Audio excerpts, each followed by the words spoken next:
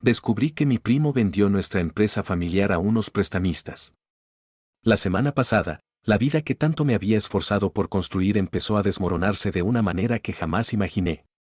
Antes de entrar en detalles, déjenme que les ponga en contexto. Soy Lucas, tengo 34 años y llevo toda mi vida siendo un tipo sencillo y honesto. Me gusta mantener la tranquilidad en mi entorno y hasta hace poco, lo estaba consiguiendo.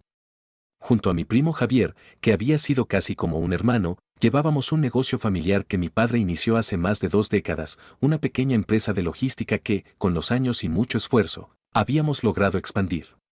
Javier y yo crecimos juntos, éramos inseparables desde niños, compartiendo veranos en casa de nuestros abuelos, peleas tontas de adolescentes y más de una charla nocturna sobre cómo íbamos a comernos el mundo.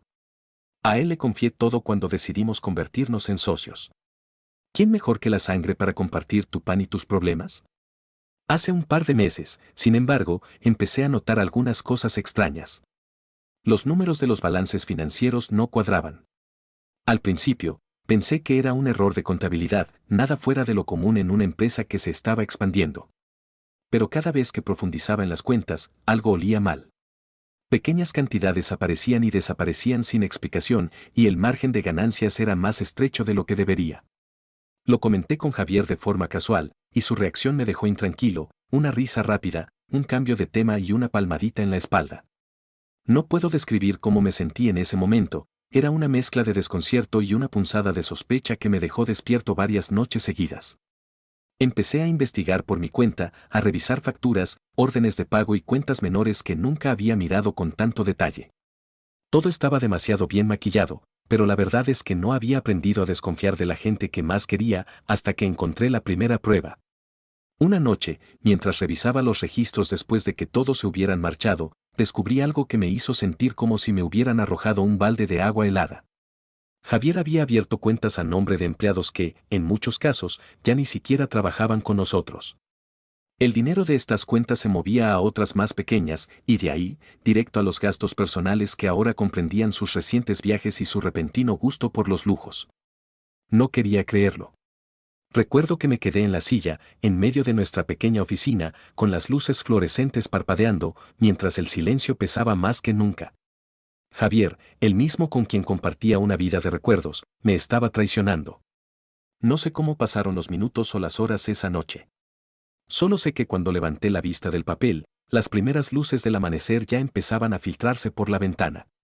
¿Cómo se enfrenta uno a algo así?, me pregunté. ¿Acaso se va a casa, finge que todo está bien y le da tiempo a que las cosas exploten por sí solas? No. No podía permitir que siguiera jugando con nuestro sustento y, peor aún, con mi confianza. La primera pregunta que me asaltó fue, ¿confrontarlo o buscar asesoría legal primero? ¿Cuánto daño ya estaba hecho? La duda me carcomía y la rabia me llevaba a un punto en el que sentía que ya no podía pensar con claridad. No pude esperar más. Esa misma noche decidí que debía enfrentar a Javier cara a cara. El orgullo y la rabia se mezclaban dentro de mí en una tormenta que me empujaba a buscar respuestas. La oficina, normalmente tranquila después del horario laboral, se había convertido en un campo de batalla silencioso en mi mente. A las 9 de la noche, volví al edificio con las pruebas en una carpeta manchada de café y las manos temblando. Javier llegó poco después, con esa sonrisa despreocupada y un abrigo caro que había notado hacía poco.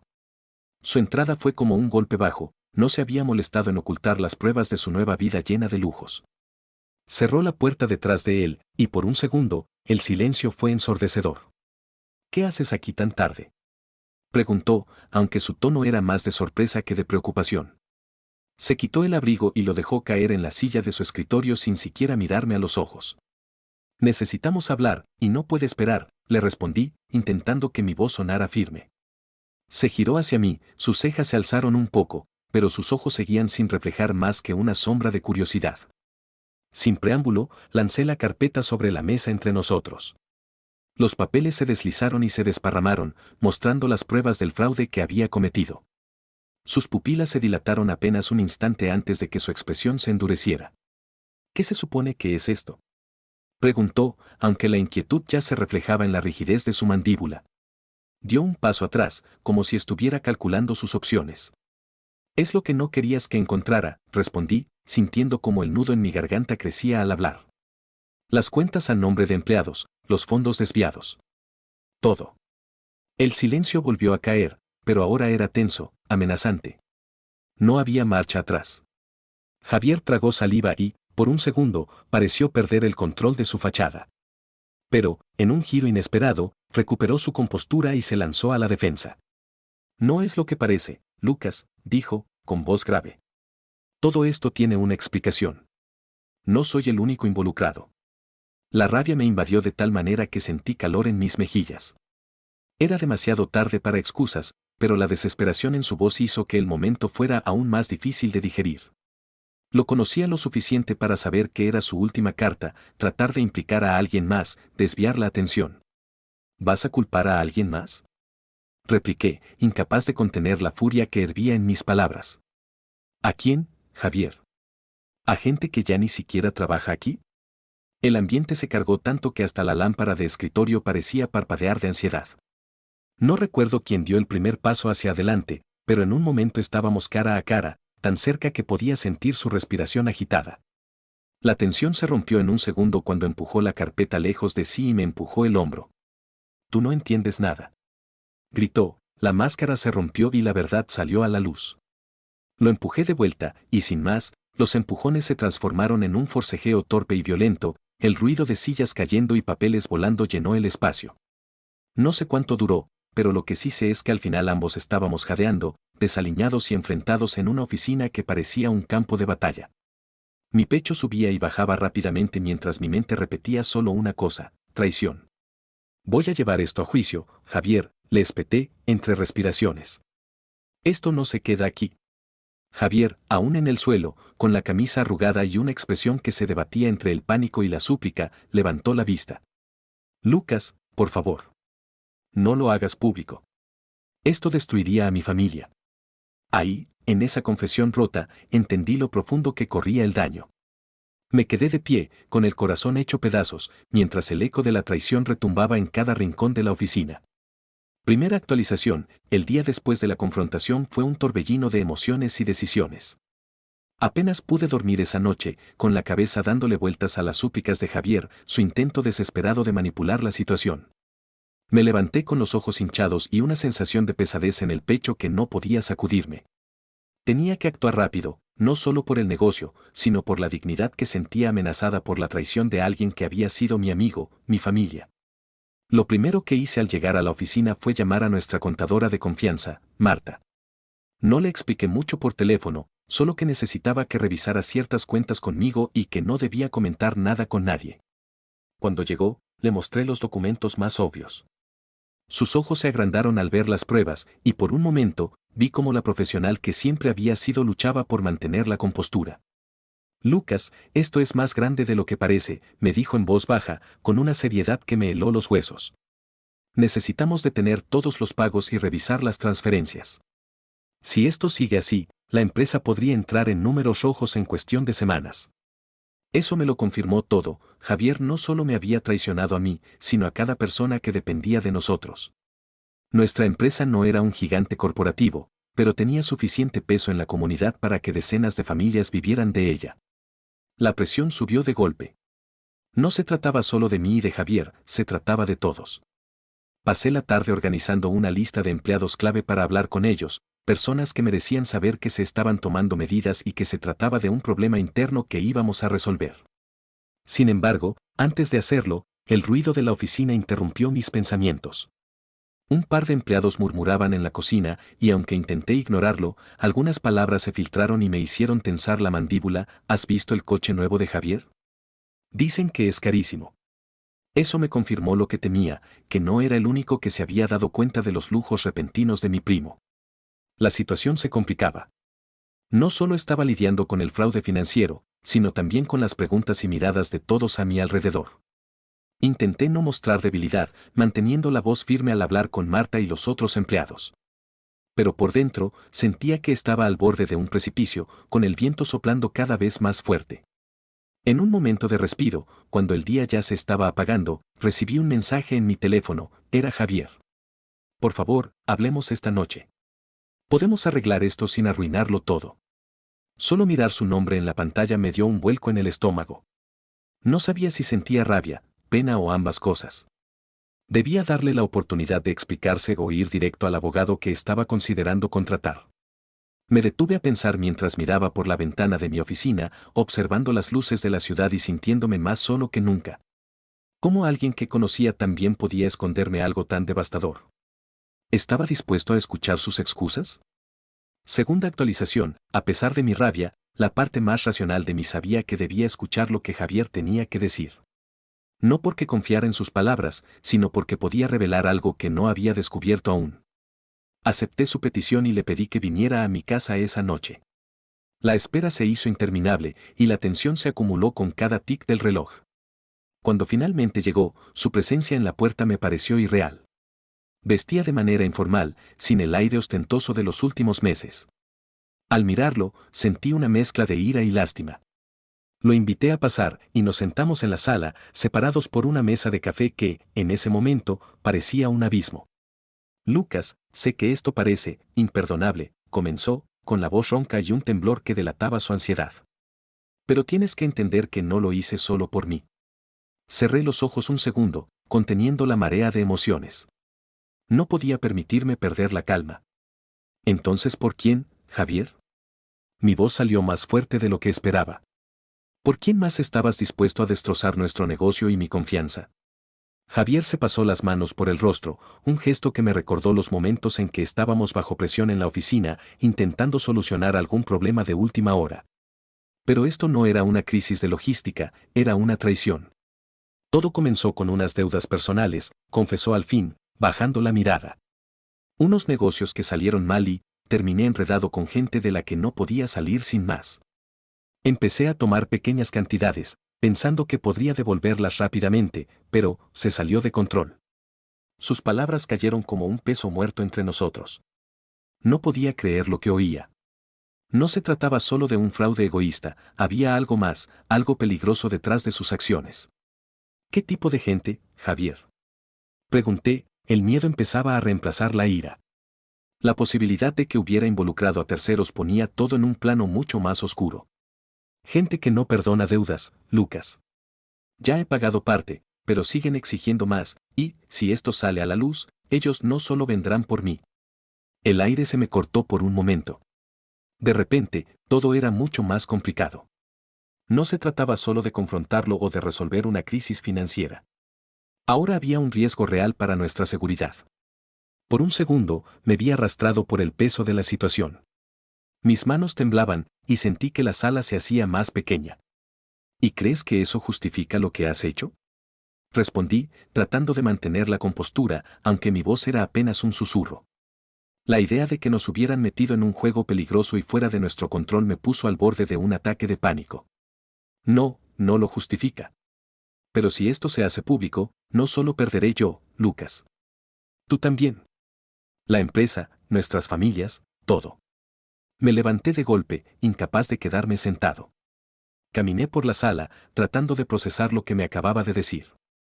Era un callejón sin salida, uno que amenazaba con consumirnos si tomábamos un paso en falso. Esto no es algo que pueda arreglarse solo con dinero, dije al fin, sin mirarlo.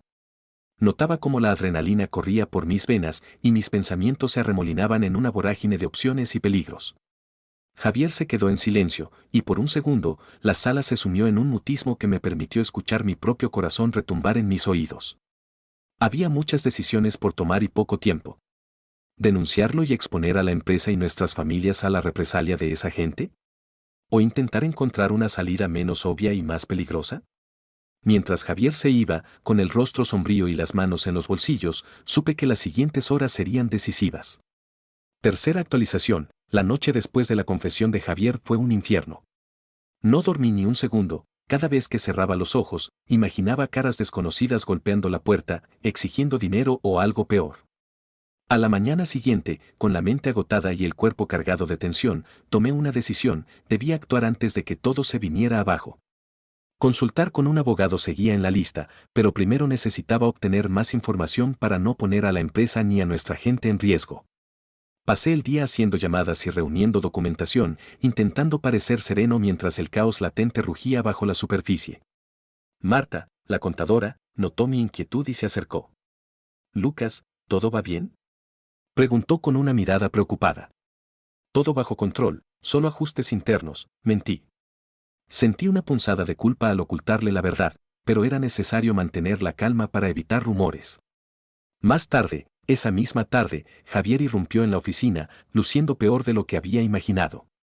Sus ojos tenían un brillo febril, y su cabello estaba desordenado. Se acercó rápidamente, sin importar las miradas de los empleados. Lucas, necesitamos hablar ahora, dijo, ignorando las reacciones a nuestro alrededor. Lo llevé al despacho y cerré la puerta de golpe, las manos sudorosas y el pulso acelerado. Antes de que pudiera decir algo, él empezó a hablar, su voz en un tono bajo y urgente. Anoche recibí una llamada. Quieren más dinero para el final de la semana. No aceptarán un no por respuesta, y lo sabes. El miedo se instaló como una piedra en mi estómago. No podía permitir que sus errores nos arrastraran a un pozo aún más profundo. Antes de responder, la puerta se abrió de golpe y entró Mario, nuestro encargado de logística, con una expresión grave. Lucas, necesitamos tu firma para aprobar un nuevo envío que viene con retraso. Perdón por interrumpir, pero es urgente, dijo, sin notar la tensión en la habitación. Javier y yo intercambiamos miradas. Asentí a Mario y le pedí que nos diera un minuto. En cuanto cerró la puerta, me giré hacia Javier. No hay vuelta atrás, Javier. Voy a sacar a relucir esto, pero lo haré de forma que te proteja lo suficiente para evitar consecuencias mayores. ¿Y si no funciona? Preguntó, con el temor evidente en sus ojos. Eso es un riesgo que estoy dispuesto a asumir, respondí, más para convencerme a mí mismo que a él. Mi respiración era errática, y la adrenalina me hacía temblar, pero no podía dejar que la incertidumbre me paralizara. Con el paso de las horas, se esparció la noticia de que habría una reunión de urgencia al día siguiente. La tensión en el aire era palpable. Algunos empleados murmuraban entre sí, y Marta, al verme pasar, soltó un leve suspiro como si esperara que todo saliera bien. Esa noche, me quedé en la oficina revisando los detalles una vez más, intentando no pensar en quién podía estar al otro lado de la línea que había llamado a Javier. Cuarta actualización, el día de la reunión llegó con un peso en el aire que podía cortarse con un cuchillo. Los empleados se amontonaron en la sala principal, sus rostros reflejaban más dudas que certezas. Javier se mantenía al fondo, con la cabeza baja y los brazos cruzados, tratando de pasar desapercibido. Marta estaba sentada en primera fila, con una expresión grave que no dejaba lugar a dudas, sabía que algo grande iba a suceder. Respiré hondo antes de tomar la palabra. La presión en el pecho hacía que mi voz sonara más profunda de lo habitual, pero me mantuve firme. Gracias por venir todos tan rápido, empecé, intentando no desviar la mirada. Lo que voy a decir no es fácil, pero es necesario. Se han detectado irregularidades graves en nuestras cuentas, y aunque he intentado minimizar el impacto, es algo que no puedo dejar pasar. Un murmullo recorrió la sala, y varias caras se volvieron hacia Javier. No lo mencioné por nombre en ese momento, pero su culpa se leía en sus gestos tensos y la mirada fija en el suelo. Antes de que alguien pudiera interrumpir con preguntas, levanté una mano para pedir silencio. Esto va a requerir medidas drásticas, continué.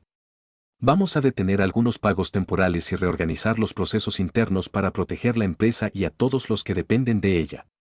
El silencio se hizo aún más profundo.